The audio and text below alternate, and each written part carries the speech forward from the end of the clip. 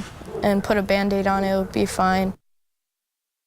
Attacked and abandoned. That boy was just walking home from school when a dog went on the attack. The boy was bitten and bleeding. The owner of the dog simply left him without helping. Well, now his parents want to find that woman. News 5's Paul Kiska talked to both the boy and his dad. Paul, how is he doing? Well, he's doing better today, but he had to have stitches in his arm and he had to have shots for rabies just in case. And a warning tonight, some of the pictures in this story are graphic.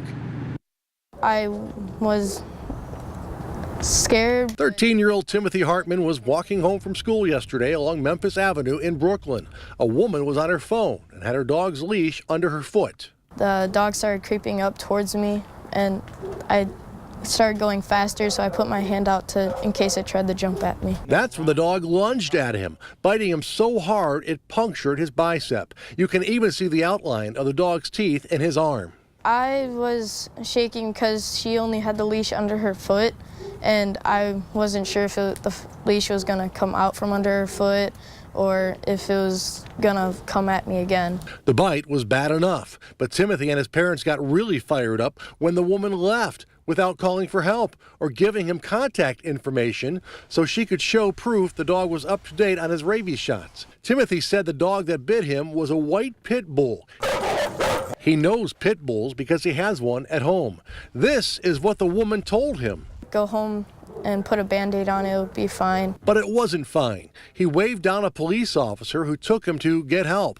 Timothy needed stitches and 5 rabies shots. He has to go back for shots 3 more times. Make sure that a kid that just was bitten by your dog is safe, you know, and help him. You could have contacted the police. The fire station was like 100 feet away from her, and she didn't do any of that. She just basically took off and left him there. Timothy's dad wants the dog found before somebody else gets hurt. Brooklyn's animal control officer told me if the woman and her dog are found, city ordinance would classify the dog as a dangerous dog. That means the dog would have to be muzzled in public, have a fenced-in yard or pen, and get extra liability insurance. We want her to be held accountable for what her dog did.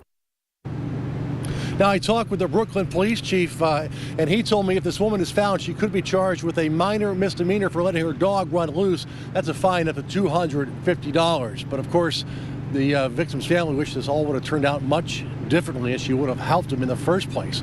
Live in Brooklyn, Paul Kiska, News 5.